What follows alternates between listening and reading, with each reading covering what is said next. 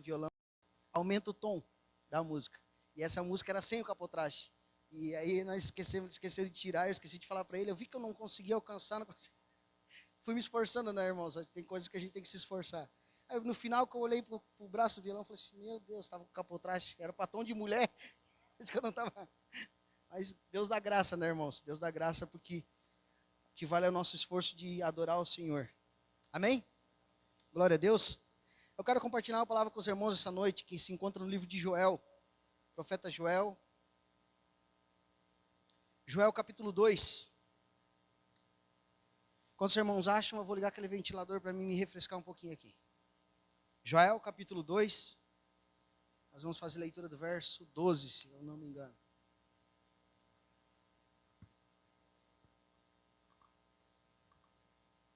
Começou a voar tudo aqui. Acho que não deu muito certo. Amém, meus irmãos? Joel, capítulo 2, nós vamos fazer leitura do verso 12.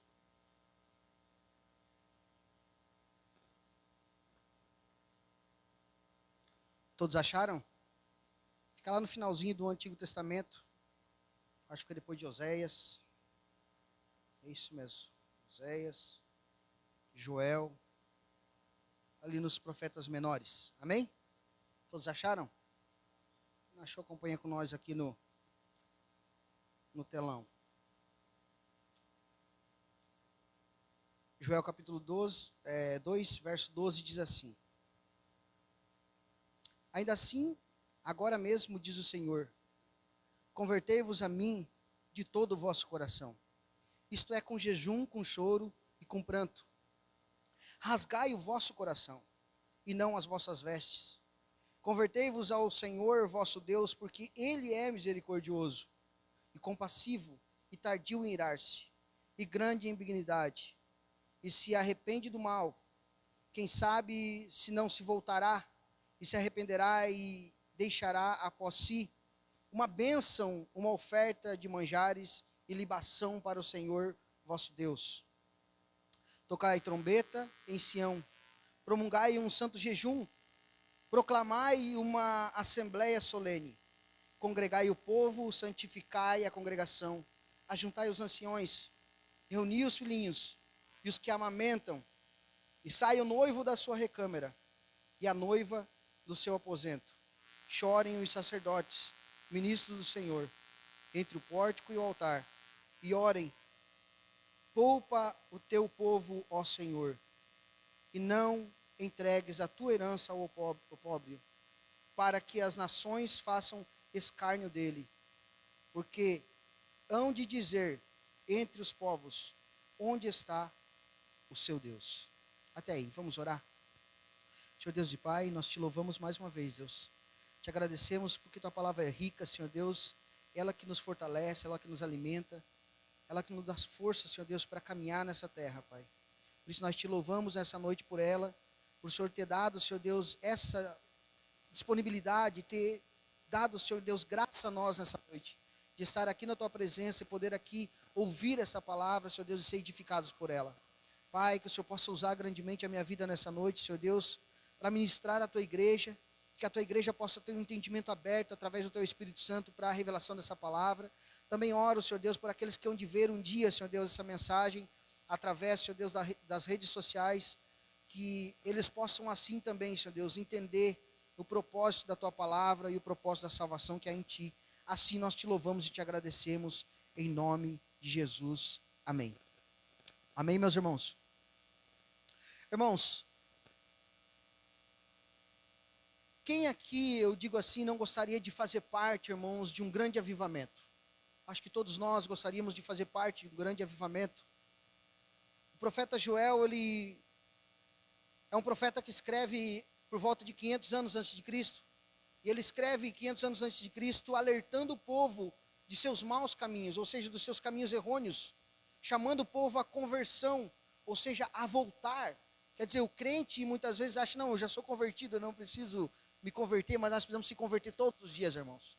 Todos os dias nós precisamos fazer uma conversão, uma convergência a um retorno, retornar ao Senhor, retornar à palavra do Senhor. Porque muitas vezes os nossos caminhos que parecem caminhos bons são caminhos de morte. Assim diz a palavra do Senhor também.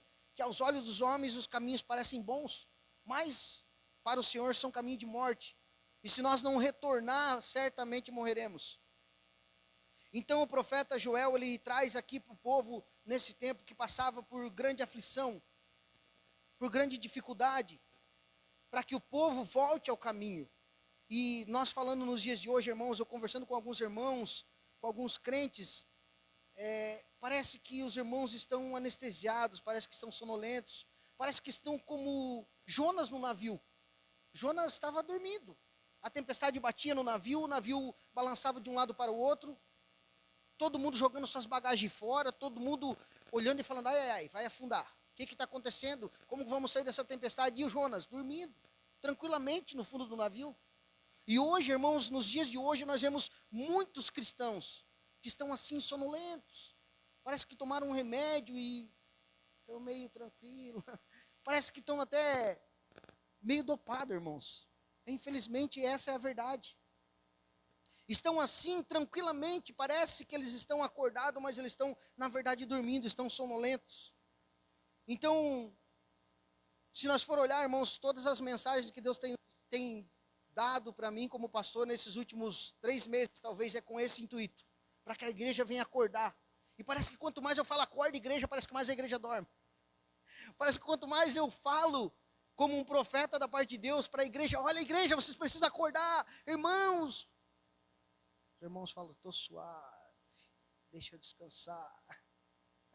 Não há um comprometimento, irmãos. Não há quem queira se comprometer com as coisas de Deus. Até querem um princípio, mas dá aquela primeira passada. Aí tu fala, opa, não, agora vai dar. Mas tu olha, é como nós vinha falando hoje, é como entrar num lamaçal com os pneus careca, irmão. Vai ficar patinando ali, só uma reta escavadeira para te arrancar daquele lugar. E assim estão hoje, muitos irmãos estão patinando e... Então, irmãos, aqui Joel faz esse chamado para o povo. E como eu disse, a igreja hoje, o Senhor tem falado e tem chamado o seu povo, até foi ontem, eu acho que a Jaque postou algo no grupo, e que eu falei para ela, pensei que era hoje, até porque ontem eu estava tão corrido também que eu não acabei olhando, e hoje eu olhei e falei assim, ó, postasse ali o versículo que eu vou ministrar hoje, né? Ela falou, não, esse eu postei ontem, que era Joel capítulo 2 e o verso não sei qual era ali, mas era por aqui, eu acho, o verso 12, se eu não me engano. Então é algo que Deus tem falado com a sua igreja, mas muitas vezes você fala, não aqui na igreja, mas nos bastidores, como eu falei, parece que os irmãos estão dopados, o vento está balançando, fala, ó irmão, está balançando, irmão, olha, está balançando, tu não está sentindo o balançar? Ele fala, não, eu gosto do balançar porque eu durmo, eu cochilo quando balança. É bom esse balançar. Aí tu fala assim, olha irmão, está pegando fogo, hein? Cuidado que a tua casa pode pegar fogo, do jeito que tu está andando aí, o negócio vai ficar feio pro teu lado. Não, deixa queimar, o fogo foi feito para queimar mesmo. Não com essas palavras, irmãos, mas algo que eu, como pastor, fico chocado, porque as pessoas hoje têm deixado passar. Por isso que eu falei ao início, eu glorifico, porque você não deixou hoje a chuva te barrar. Você não deixou hoje o espanta-crentão, né? Tem o espanta-tubarão, desenho que eles vê, e tem o espanta-crentão, que é a chuva das 5 da tarde. Domingo choveu, 5 horas da tarde, 6 horas, eu estou lá preparando a mensagem, estou orando, chove, eu começo a rir, eu falo, hoje, né, Deus? Quer provar os crentes. E é verdade. Que quem tem compromisso e comprometimento não interessa se está chovendo, se está sol, porque é assim, eu vinha falando com o Pablo hoje, é assim quando a gente trabalha, é assim como ele vai para a escola, ele não interessa se vai chover, vai dar sol, só se não tiver aula, senão ele tem que ir. É um comprometimento, a gente sabe que é um compromisso, e assim o crente também tem que ter esse compromisso, mas muitas vezes é como eu falei hoje também para o Alisson, a gente estava vindo, eu falei, Alisson, olha, ele tem 17 anos, eu falei, eu lembro quando eu tinha 17 anos, cara do céu, eu era muito descomprometido. Glória a Deus que o Senhor me converteu. Eu trabalhava de servente de pedreiro, e que o pedreiro nunca veja essa pregação. Era no domingo de noite, eu deitava na cama pensando, tomara que amanhã chova, só para mim ficar em casa. Assim é muitos crentes, irmãos, eles olham para fora, tempo vai chover, hoje nós não vamos no culto. Vamos assistir, já faz a pipoca aí, já vamos fazer alguma coisa, porque hoje não vai dar. Que é aquela torcida para ter um empecilho já, para ter um acontecimento para você não ter um compromisso com Deus. E era assim também, irmãos, eu era assim antigamente, glória a Deus que Deus me converteu, e o Pablo mesmo disse, eu falei, Glória a Deus que Deus abriu o entendimento, né? Que Cristo abre o entendimento. Ele falou assim, ó pai, mas tu não pensava, né? Porque se tu não ia trabalhar, tu também não recebia, né? Eu falei, é verdade, filho. É que nessa época eu estava longe de Cristo. Eu não entendia isso. O negócio meu era querer ficar em casa dormindo. Mas voltando aqui para o texto, irmãos, então o que a gente vê hoje é isso. Parece que muitas vezes os cristãos estão naquela Big Tower, alguma coisa lá que eu vejo uns videozinhos de vez em quando. Nunca fui naquilo e nem quero ir, que eu tenho medo. Mas tu vê as pessoas subindo, e elas vão gritando. Gritando, e de repente elas desmaiam. Fico. Balança a cabeça para lá, balança para cá. Daqui a pouco elas abrem os olhos, cai na real de novo, acorda e grita de novo, paga de novo. E parece que tem muito crente que está assim hoje, irmãos. Eles estão eles estão indo, falando, olha, vai dar problema. Estão gritando no caminho, clamando ao Senhor, mas de repente ele desmaia. Então ele não morreu, ele só desmaiou. E assim é hoje também, irmãos, tem sido hoje. Tem muito crente que não está morto, mas está desmaiado. E a coisa está ficando feia, a coisa é feia. E ele continua tranquilo, em paz. Mas o nosso papel, irmãos, o meu papel como pastor, o teu papel como quem tem fidelizado com Deus, quem tem sido ali caminhado verdadeiramente com Cristo, é anunciar o Evangelho, como a irmã ministrou o início nessa noite, a irmã Zulenir ministrou. Não importa, irmãos, ainda que se você estiver firmado em Deus, que venha outro Evangelho, que venha falar outra coisa para você, você está firme em Cristo Jesus e você não vai se deixar ser levado. Porque você está andando com Cristo, e o nosso papel é esse, anunciar a verdade, custe o que custar. Ainda que esteja dormindo, cutuca. Se ele continuar dormindo, o problema é dele. Mas fale, irmãos, em nome de Jesus. Então, irmãos, estavam longe ou distanciado de Deus. E o povo aqui estando longe de Deus, Deus manda um juízo, manda então problemas e dificuldades para esse povo. E como sempre a gente sabe, né, irmãos, a palavra de Deus mostra para nós, e nós vemos no cotidiano, diário, nós vemos isso, irmãos, que quando está tudo bem, o povo está tudo bem, o povo está na bênção, o povo esquece de Deus. E o povo também era assim naquele tempo, o povo estava na bênção, estava tudo tranquilo, eles falavam, dá licença, Jesus, que eu vou resolver as coisas aqui. Dá licença que agora é comigo, agora o Senhor já me abençoou, agora deixa que eu desenvolva o negócio. Tira Deus do centro, tira Cristo do centro e se coloca na direção. E o povo também era assim, irmãos, eles estavam abençoados, eles esqueciam da bênção. E quando eles esqueciam da bênção, Deus mandava uma crise. Vocês esqueceram de mim. Então tá, eu vou lembrar vocês quem é que manda. Eu vou lembrar quem eu sou. Vocês querem ser meu povo? Eu sou o Deus de vocês. Mas então eu vou mostrar quem é Deus. E Deus mandava uma crise, mandava uma guerra, para que o povo se lembrasse que eles não eram autossuficientes. Hoje a irmã ministrou aqui no início também, para que nós venhamos olhar que nós não somos autossuficientes. Então o profeta mandava e falava, olha, vocês têm que se arrepender. Deus enviava um profeta e falava, vocês têm que se arrepender. Deus é rico em misericórdia, Ele é tardio em irar-se, Ele quer abençoar vocês novamente. Mas vocês precisam retornar a servir ao Senhor, a verdadeiramente servir ao Senhor. E uma coisa é, irmãos, verdadeira, porque a palavra de Deus diz isso, que o filho é tratado de uma forma, o que não é tratado daquela forma é bastardo. Então a verdade é, irmãos, se nós somos filhos, Deus vai corrigir o nosso caminho. Porque se nós não for filho, Ele não vai corrigir. Daí muitas vezes nós vamos olhar para o ímpio e falar assim, mas olha só, para mim não dá nada certo. Para mim que era para dar certo não deu, mas para o ímpio lá deu. Mas ele não é filho, irmãos. E Deus vai te corrigir, Deus vai nos corrigir de certa forma. Deus vai trancar muitas situações para que nós venhamos se voltar para Ele.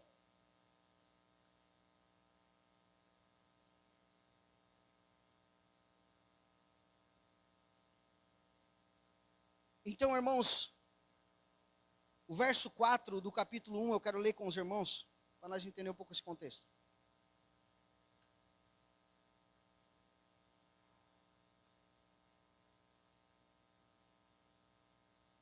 Capítulo 1, verso 4. Pode botar aí para mim, Nilson?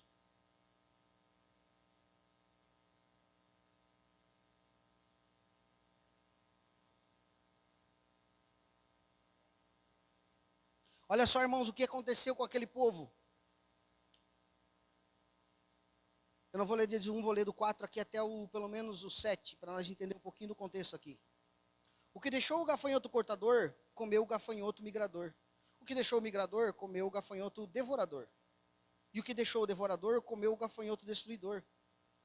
Ébrios, despertai-vos e chorai, uivai, todos os que bebeis vinho, por causa do mosto, porque está ele tirado da vossa boca.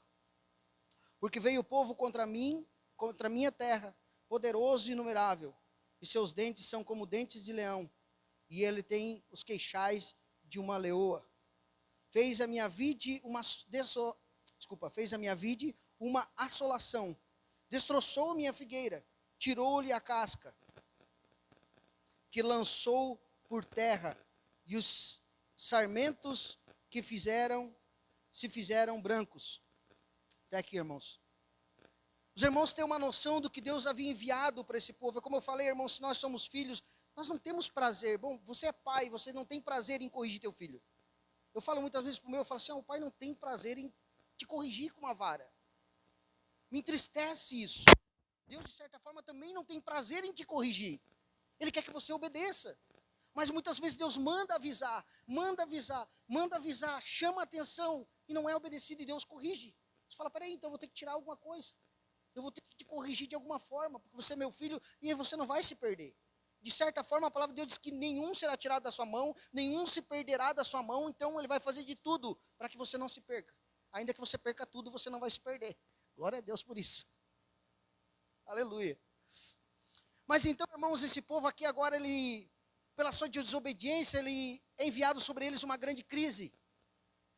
Olha só, irmãos, o que nós vimos aqui nesse capítulo 1, no verso 4 ao verso 7. A grande destruição que veio sobre este povo. Aqui fala de gafanhotos de várias espécies, alguns estudiosos que eram várias espécies, aqui cada um sendo uma espécie, o migrador, o cortador, o devorador, sendo espécies diferentes. Outros estudiosos que era o gafanhoto da sua, como é que se diz, da sua evolução. Pequenininho ele era uma coisa, maior ele era outra, maior ele era outra, depois era outra, vamos dizer assim. Só que o gafanhoto, irmãos, é um bicho interessante, porque é um bicho que ele ao mesmo tempo que ele come, ele defeca. Então, resumidamente, ele não para de comer. Sem ver o fim, ele não vai parar. E se você quer entender um pouco mais, lá na frente, no verso 25, Deus vai falar, mas na frente nós vamos ver mais para frente um pouquinho. De quem eram esses gafanhotos? Quem que enviou esses gafanhotos? Porque muitas vezes a gente olha e fala assim, não, isso é o diabo. O diabo, o inimigo está fazendo isso, o inimigo se levantou. Não. Deus mesmo permitiu. Deus mesmo enviou para que se voltassem para Deus. Porque senão o povo se afasta, irmãos. É como nós falamos hoje, é a chuva, é o sol, é o vento, é qualquer coisa. Tudo é motivo para nós se afastar. Tudo é motivo. E tem mais, irmãos, olha no verso 5, sobrou até para quem? Olha só. Ébrios. Alguém tem outra tradução aí? Verso 5, capítulo 1. Na Bíblia de vocês aí. Olha se tem outra tradução para ébrios. Ébrios. Lê aí, porque na minha está ébrios e ali também está ébrios. Mas olha aí em outra tradução, vamos ver o que quer dizer isso aí. Olha o que o profeta falou, quem que devia chorar também. Vamos ver, se alguém acha aí. O que diz na tua irmã? Capítulo 1, verso 5. Alguém? Peguei todo mundo de surpresa? Sabe o que quer dizer? Ébrios, bêbados. Olha que interessante. Sobrou até para eles. Disse, não, nós não vamos, nós só bebemos nosso vinho, nós estamos de boa e nós não vamos ser atingidos. Pode vir o gafanhoto, pode vir quem for. Olha o que o profeta diz. Despertai-vos e chorai-vos. Ou seja, uivai-vos, todos os que bebeis vinho, por causa do mosto, porque esse será tirado da vossa boca. Até a alegria de vocês de beber o vinhozinho acabou. Até isso o profeta mostra, Deus mostra, fala assim, não, até vocês têm essa alegria, vai ser tirada. E aqui, irmãos, a ideia de bêbados também, ou embriagados, não quer dizer só sobre a embriaguez. Mas assim também como muitas pessoas hoje estão embriagadas, irmãos, pelas coisas desse mundo, deixando de lado as coisas espirituais. Ficam embriagados pelas coisas, pelas bênçãos. Afogado na tanta bênção, é tanta bênção que Deus manda que tu tá... Para que eu vou sair daqui, tá tão bom? Para que eu vou sair dessa situação? Está tão confortável. É como Jonas, quando estava embaixo da aboboreira, eu acho que era, que ele estava embaixo, e ele dormiu num dia, e tinha muito sol, e a aboboreira cresceu sobre ele, e ele falou, ai, que beleza, que descanso tranquilo. No outro dia de manhã, Deus mandou uma traça. Mandou uma traça, não, eu esqueci o nome daquilo, como é que é, eu chamo coró, sei lá, arruga. Como é que é o nome daquilo que você chama aqui? Aquelas que come folha, esqueci o nome. Mas os irmãos entendem. Lagarta, melhor, lagarta, achei o nome da situação. Deus manda uma lagarta. E a lagarta come agora a aboboreira de Jonas. E Jonas fica triste, pede para morrer. Eu quero morrer, me mata porque tu tirou a minha aboboreira. Eu falo, Senhor querido, quem fez crescer a aboboreira fui eu, a aboboreira é minha, eu dou para quem quero, tiro de quem eu quero e deu. Vai ficar no sol para aprender. E muitas vezes Deus faz isso também, irmãos. Porque as pessoas estão embriagadas, estão cheias de bênção e às vezes não conseguem ser grato por aquelas bênçãos. Não tem entendimento de que não depende da força do seu braço, que é Deus que tem abençoado, Deus tem dado a saúde, Deus tem dado fôlego de vida, Deus tem dado tantas coisas boas para nós, irmãos. Tantas coisas boas. E glória a Deus por isso. Então aqui, irmãos, eles passam por muitas dificuldades e todas as coisas deles são tiradas, as coisas físicas, os alimentos são tirados. E tudo isso para que se eles voltassem, então, a ter a vida espiritual deles ligada com Deus, porque eles estavam afastados de Deus. Eles haviam se afastado. Irmãos, e triste coisa é quando o Senhor tira nossas forças para mostrar que o forte é Ele. É triste, irmãos, é muito triste. Salmos 28 diz isso. O Senhor é minha força, o salmista fala, e meu escudo. Ele é a nossa força, e se nós não entender isso, irmãos, coisa triste é, irmãos, quando Deus tira nossas forças. É triste demais.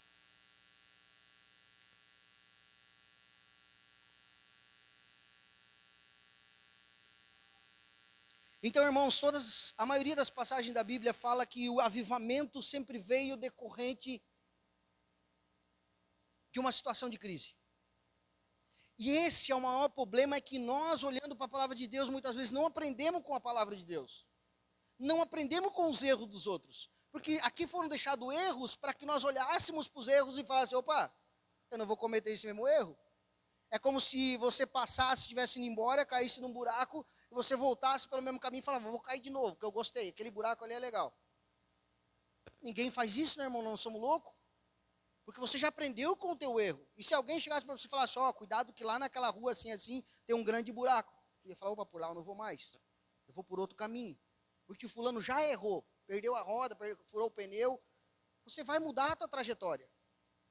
Mas muitas vezes nós olhamos para a palavra de Deus e não aprendemos, porque o nosso aprendizado aqui seria o quê? Opa, peraí. Se esse povo foi corrigido porque eram abençoados e se afastaram de Deus, eu estou abençoado. Glória a Deus por isso. Então, Senhor, eu vou te glorificar. Vou continuar sendo abençoado. Não vou deixar que essas coisas, esse juízo, essa punição chegue até mim para mim me voltar para Deus. Mas às vezes as pessoas não veem isso. Então, irmãos, falando sobre avivamento, irmãos, tem como nós criar um avivamento? Tem como nós fabricar um avivamento? Não, porque o avivamento é algo que vem da parte de Deus. É Deus que faz o avivamento acontecer. Não tem uma receita, não é como uma receita de bolo que nós vamos ali, acrescentamos 2 ovos, 1 quilo de farinha. Talvez eu erre aqui, que eu sou ruim de culinária, que eu vou dizer. Acho que 1 quilo de farinha para 2 ovos fica bem difícil de fazer um bolo, né? Mas vamos lá. 1 quilo de farinha, 2 ovos e fermento e pronto. Está ali, agora vai ter avivamento. É só nós fazer assim que vai ter. Não tem como nós fabricar um avivamento, mas tem como nós cooperar para o avivamento da obra de Deus. E aqui é isso que Joel está nos mostrando, e é isso que eu quero aplicar conosco nessa noite, para que nós venhamos aprender a cooperar para o avivamento de Deus. Cooperar para o avivamento da obra de Deus. Ou seja, então quem faz esse avivamento, irmãos, é Deus. Não somos nós somos apenas cooperadores. Nós até podemos preparar a receita, botar lá no forno, mas Deus que vai falar se vai crescer ou não. Aí você vai tirar, pode estar que tenha abatumado. Tu fala, não cresceu. O que aconteceu? Porque não é nós que demos o crescimento, é Deus. Então Ele sabe quando vai dar o crescimento, irmãos. Ele que sabe quando vai fazer as coisas crescer ou não. Eu poderia dizer que nós fizemos parte, então, dessa cooperando para o avivamento, mas não que nós fizemos o avivamento, teremos como fabricar avivamentos. Ainda que nós tenhamos muitas regras, muitas coisas para fazer, inventar alguma coisa, irmãos, nós não temos como nós criar esse avivamento. Então, pensando nisso, irmãos, eu quero entrar ali no verso 12 agora com os irmãos, e ver alguns pontos ali, para que nós venhamos cooperar para o avivamento da obra de Deus. Eu falo nós que estamos aqui hoje, nessa noite. É eu, você, é nós mesmo. É nós que Deus conta. É com alguns que Deus conta que façam a vontade dEle, é só isso.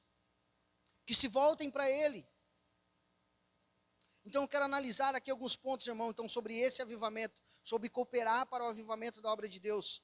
E no verso aqui 12, o Senhor vai nos dizer, através da vida do profeta Joel, como nós podemos cooperar para esse avivamento. E ele diz assim: ainda assim agora mesmo, diz o Senhor, convertei-vos a mim. Então, irmãos, o primeiro princípio aqui que o Senhor fala é sobre convergir, sobre conversão, sobre mudar os nossos caminhos. Ou seja, só que ele não fala sobre mudar o caminho para outra situação. Não é pegar um atalho, ele fala convertei-vos a mim. Não é a igreja. Não é a placa A, a placa B, o nome da igreja tal, o nome da igreja tal, mudar de lugar, mudar de... Não, peraí, então eu vou para aquela igreja lá que é lá. Não, eu vou aqui porque é aqui. Não é isso. Mas a mim, Deus fala que nós devemos se converter a Ele. Ele está nos chamando, irmãos, chamando aquele povo e chamando a nós também para um relacionamento interpessoal, um relacionamento íntimo, mais próximo. Então, se nós queremos cooperar para o avivamento de Deus, nós precisamos ter essa relação mais pessoal com Deus, mais próximas de Deus. Nós precisamos, então, mudar o nosso caminho, ter esse caminho mais próximo, sair daquele caminho que nós temos trilhado muitas vezes, que é um caminho de precipício, como eu falei no início, é um caminho de desgraça, é um caminho de morte. E se nós não mudar, irmãos, eu falo com quem nos vê também, se muitos que veem não mudaram os seus caminhos, Deus é rico em misericórdia, o profeta que vai dizer isso, a palavra vai dizer que Ele é rico, é tardio em irar-se, mas Ele sim, com certeza, é juízo também, é justo, e Ele vai trancar muitas portas para você. Ele vai fazer você mudar. Ou você muda ou você cai no precipício de vez. Ou você tira algumas situações, ou você muda algumas situações, ou virá juízo sobre nossas vidas. O que o profeta está dizendo aqui é: sai desse caminho, volte-se para Deus. Ou o Senhor Deus mesmo dizendo através da boca do profeta: volte-se para mim, eu estou de braços abertos para te ajudar. Eu que te levanto, eu que te ajudo, eu que te limpo, eu que te restauro. Ou seja, Ele é rico em misericórdia, irmãos. Só basta nós voltar para Ele. Só basta nós se voltar para Ele. Muitas vezes a dificuldade nossa é porque nós não voltamos a Ele. Nós voltamos a qualquer outra situação. Tentamos resolver com a nossa força do braço. Tentamos resolver a situação por nós mesmos. E não voltamos ao Senhor. Nós devemos voltar ao Senhor em oração, irmãos. O segundo ponto aqui que eu quero colocar, irmãos, ainda está no verso 12, diz assim: convertei-vos então a mim, de todo o vosso coração. De todo o nosso coração, irmãos.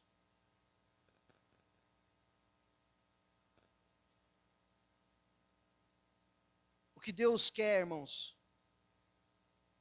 é que nós se converta de verdade.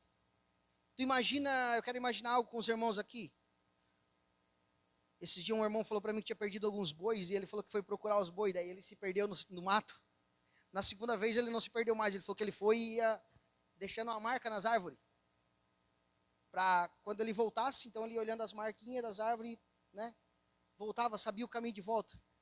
E a dificuldade nossa muitas vezes é essa, irmãos. Que nós estamos num caminho errado.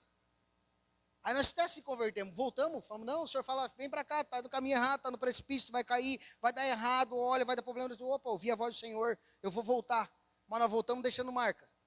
Estou voltando, Jesus. Está descascadinha na árvore. Por quê? Porque amanhã tu quer voltar para aquele caminho de novo. Isso não agrada a Deus, meus irmãos. Se nós, uma vez voltamos ao Senhor, irmãos, permanecemos. De todo o coração, é isso que aqui a palavra de Deus está falando. Não deixe um caminho voltado, marcado para nós voltar e retornar ao erro. Ou seja, um coração dividido, Deus não divide.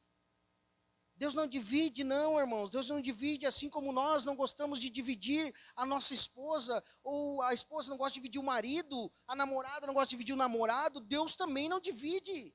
Ele quer um relacionamento com você, sério. Não é ficando, não está ficando. Ele não quer. Ele quer um relacionamento sério, irmãos, conosco. Então nós não podemos se dividir e se dar só metade.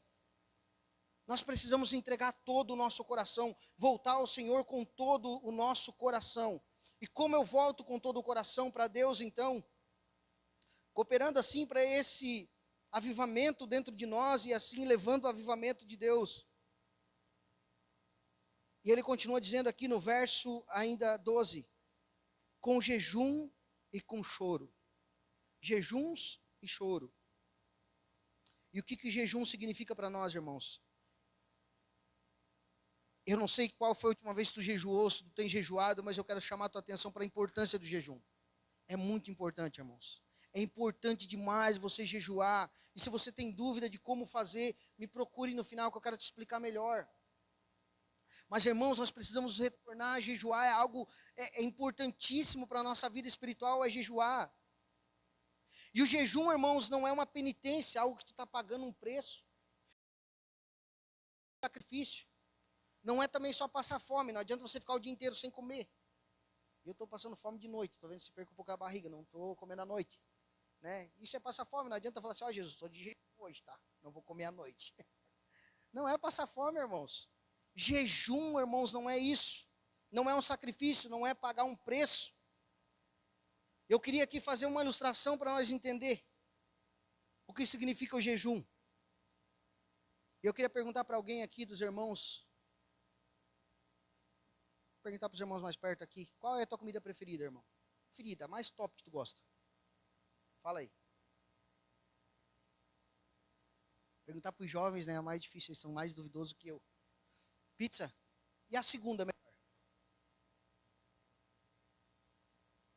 Churrasco. É dos meus. Aleluia. Tamo junto. Então imagina uma coisa, tua comida preferida. Tua comida preferida é pizza. A segunda preferida tua é churrasco. Ou seja, a segunda é boa, mas tu trocaria tudo pela primeira. A segunda opção tua é churrasco. Fala, não, eu até vou comer um churrasco hoje, mas eu daria tudo para comer uma pizza. Não é assim? Porque é a tua comida preferida. É a tua comida predileta.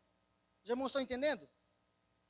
Então, irmãos, o que seria agora eu ter o jejum assim? Como seria isso? O jejum para mim seria como eu olhar para a segunda coisa. Ou seja, vamos inverter agora para a primeira. Na situação do Alisson, ele ia olhar para a pizza e ia falar assim, bah, pizza é a coisa que eu mais gosto. Mas, porém, tem uma coisa que eu gosto mais. Eu gosto do pão do céu. Então, eu abro mão de tudo que eu gosto aqui para buscar o que eu gosto lá de cima. Esse é o verdadeiro jejum, irmãos. É abrir mão daquilo que você mais gosta aqui como pão da terra. Aquilo que te dá água na boca aqui na terra. Para falar, não, Senhor, eu quero buscar a Ti, o pão verdadeiro do céu. Eu quero buscar de cima, porque Tu é melhor de qualquer coisa aqui da terra. Esse é o jejum verdadeiro, irmãos. É abrir mão do pão da terra para se alimentar do pão do céu. Vocês conseguem me entender? Glória a Deus. Faço umas ilustrações aqui para ver se nós conseguimos entender, né, irmãos? Então, irmãos, se nós abrimos mão das coisas da terra, dizendo, eu prefiro o Senhor. Eu abro mão das coisas aqui para ter mais a tua presença. Então, irmãos, o jejum é isso. O jejum não é passar fome, o jejum é fome de Deus. O jejum, irmãos, é algo que nós separamos um tempo para Deus, falando, olha, eu vou, resumidamente, bem rápido e eficaz, irmãos. Você já trabalhou em alguma coisa, você estava tão focado no estudo, tão focado em alguma coisa que você esqueceu de comer? Já aconteceu isso? Com certeza já aconteceu. Você esqueceu a hora do almoço? Você estava tão focado naquilo ali que fala, bah, me esqueci até de comer. É isso que é jejum, irmãos. é estar tão focado em Deus que você esquece daqui. Você esquece essa terra. Você esquece do alimento daqui. Você esquece dos problemas e da dificuldade daqui. Você está buscando algo de cima, algo do céu. Então, irmão, nós precisamos voltar a jejuar. E aí ele fala mais, então, para nós se encaminhar para o encerramento. Também com choro e com pranto. O que Deus quer, irmãos, de nós é um quebrantamento, é uma sinceridade. Lucas 18:13 vai falar sobre a história do publicano. Que existia um fariseu, Jesus estava observando, o fariseu orava e falava, olha, que eu pago dízimo, eu não sei o quê, eu sou isso, eu sou aquilo. E Jesus olhou para um canto, tinha um publicano, que era considerado alguém bem abaixo da sociedade naquela época. Mas ele estava de joelho num canto e batia no seu peito e dizia, ó, pecador que eu sou. E está me denunciando ali? Tá. O publicano estando em pé, longe, não ousava nem levantar os olhos para o céu, mas batia no seu peito dizendo, ó Deus, se propício a mim, pecador, ou seja ao meu favor. É que essa tradução é um pouco diferente. Mas, resumidamente, ele batia o seu peito e não olhava nem para o céu, falando, olha, eu não sou digno nem de olhar para o céu, mas tem misericórdia de mim porque sou um pobre pecador. Então, irmãos, o que Deus quer de nós é que nós venhamos estar à sua presença com choro, com pranto, com quebrantamento, olhando e não batendo no peito e dizendo, olha, eu sou, eu faço. Não, é chegando, irmãos, quanto mais perto de Deus nós vamos ficando, mais simples nós vamos ficando, mais humilde nós vamos ficando, porque nós vamos falando, não, eu não mereço nada. É como hoje ainda, eu vinha meditando, irmãos, com Deus e pensando, olha, tem tanta gente que fala, eu tenho mérito na minha salvação, porque é o seguinte, porque eu sou merecedor, porque eu tenho parte, porque eu faço, irmãos, é uma chuva, tu já perdi a salvação, nem no culto não viria, qualquer coisa já te impediria, tu falava, ia viver uma vida de perde, ganha, vai, volta, vem. Então não tem como, irmãos. Verso 13 ele diz assim, então, para nós concluir. Eu vou concluir por aqui, eu acho. Rasgai o vosso coração e não vossas vestes. Convertei-vos ao Senhor, vosso Deus, porque Ele é misericordioso, compassivo, tardio em irar-se e grande em benignidade, e se arrepende do mal. Então, o que o Senhor quer de nós, irmãos, é que nós venhamos rasgar o nosso coração. Que nós venhamos a rasgar o nosso coração e não nossas vestes. Marcos 14. Deixa eu ver se eu acho aqui mais rápido que o Nilson. Marcos 14, 64. Deixa eu ver se é isso.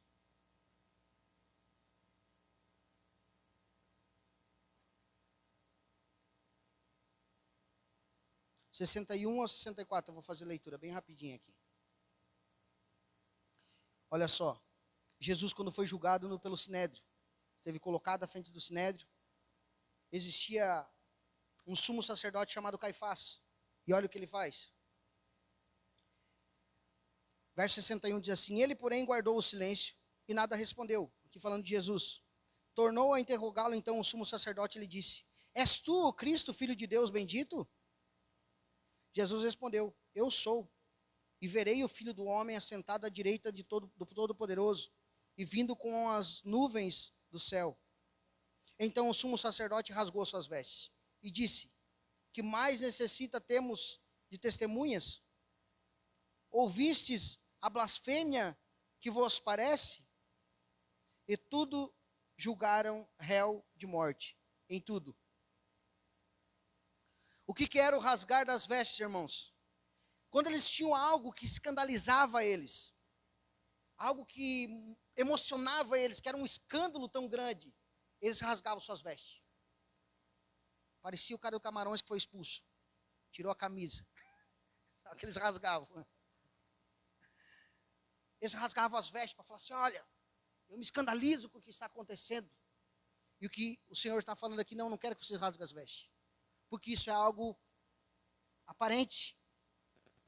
É algo que mostra para os outros.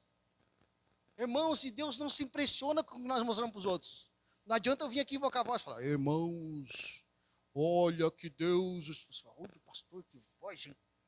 Que espiritual esse pastor está hoje. Olha só. Vocês vão se impressionar.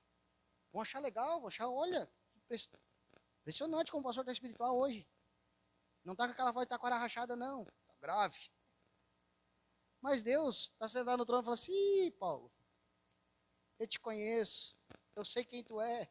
Tu pode enganar o povo, fazer até uma voz grossa, mas eu conheço essa tua voz fina. Fui eu que criei. Fui eu que fiz você assim. Eu conheço o teu coração, eu conheço o teu interior. E é isso que Deus está mostrando e falando para nós hoje. Eu quero o interior. É o interior que me importa, não é as tuas vestes. Não adianta você rasgar as vestes, mostrar uma tristeza, mostrar algo que... Um arrependimento, irmãos, de aparência.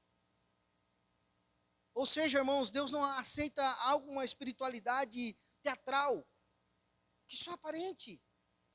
Ele aceita uma espiritualidade de coração, ele sabe qual é a tua dificuldade, ele sabe qual é o teu problema, ele sabe onde tu tem andado, ele te conhece, irmãos, melhor que você mesmo. Ele sabe, foi ele que te criou. Ele sabe cada ponto e cada dificuldade que você passa. Então, irmãos, não adianta nós querer impressionar, fazer cara de crente, gritar, falar língua, falar isso, falar aquele outro.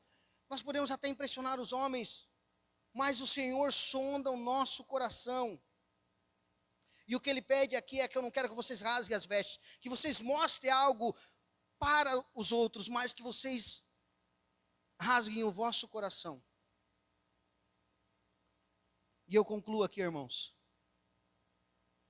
falando sobre essa transformação, sobre o rasgar o coração. Eu vou pular um pedaço aqui, para nós não se prolongar. O que eu quero dizer para você nessa noite, irmãos, é que não deixe a casa cair. Não deixe a casa cair para voltar para Deus. Rasgue o coração hoje. É hoje, irmãos.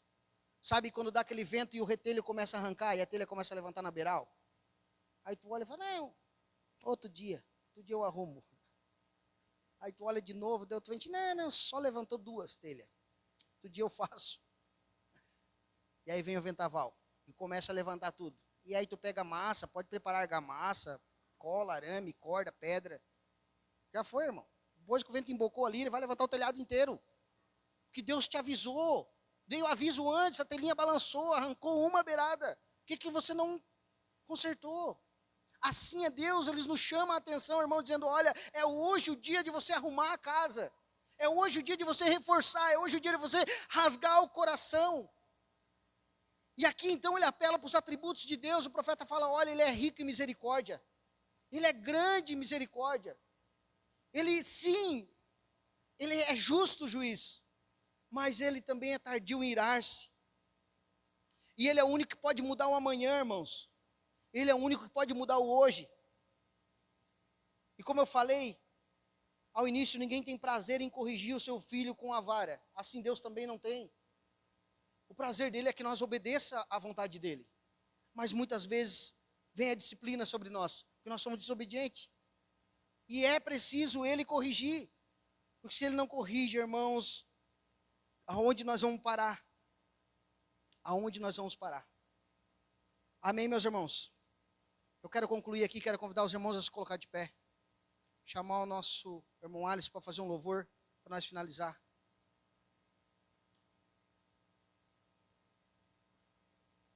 Mais para frente, o profeta vai falar para chamar todo o povo para um jejum. Inclusive as grávidas. Nem a minha esposa escapa. Fala as que amamentam, as grávidas, o noivo, porque o noivo tinha uma licença casamento, Nilson. Olha que lindo. 1 ano de licença. Não precisava se envolver com guerra, se envolver com nada, nem com a obra de Deus. Era só ele ficar com a noiva, 1 ano. Só que aqui o profeta fala assim, saia da tua recâmara, saia do teu conforto do casamento e venha para fora. Vamos orar e vamos jejuar. Chama todo o povo, ele chama os filhos, chama as crianças, chama todos para voltarem-se a Deus, irmãos. Então nós precisamos voltar a Deus. E cooperar para o avivamento da obra de Deus é isso, irmãos. É voltar a Deus.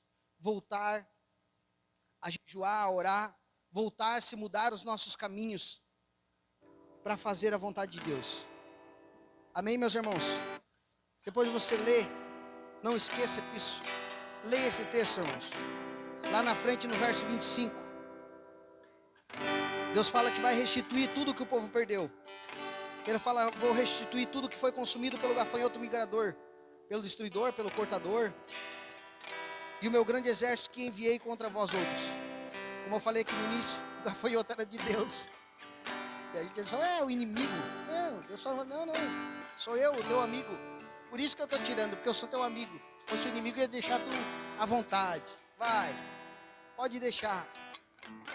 Então, irmãos, eu quero te convidar nessa noite, abrir o teu coração para Deus. Há uma urgência, irmãos, para nós abrir o nosso coração para Deus. Deus quer restaurar as nossas vidas, e Ele é o único que pode restaurar hoje, irmãos. Mas nós precisamos, irmãos, rasgar o nosso coração perante o Senhor. Precisamos se arrepender, e hoje é o dia. Aleluia. Senhor Deus e Pai, eu oro, Deus. Eu oro aqui pela Tua igreja, Senhor Deus, oro também por aqueles que nos veem através da transmissão. Oro, Senhor Deus, e peço, Deus, que o Senhor venha ter misericórdia de nós. A Tua palavra diz que o Senhor é tardio em irar-se, e nós cremos assim, Pai. Então, Senhor Deus, direciona nossos caminhos da melhor forma que o Senhor quiser, Pai. O que o Senhor há de fazer, nós querendo ou não. Mas nós pedimos, Senhor Deus, tenha misericórdia de nós, Pai. Senhor Deus, tenha misericórdia dos nossos irmãos, Pai, a qual tem talvez tanto se desviado dos teus caminhos, Pai, a qual o Senhor tem coordenado e mostrado para eles, Pai. Para aqueles que nós temos orado, Senhor Deus, e tem se afastado, Senhor Deus, da Tua presença. Pai, Senhor Deus, o Senhor traga eles, Pai, de volta aos Teus caminhos. Mas não traga muito machucado, Senhor Deus, porque a gente sabe que é doloroso. Que o Senhor venha ter misericórdia, mais uma vez eu te peço, Pai. Venha ter misericórdia de nós, Pai. Venha, Senhor Deus, mudar, Senhor Deus, as nossas vidas em nome de Jesus. Aleluia.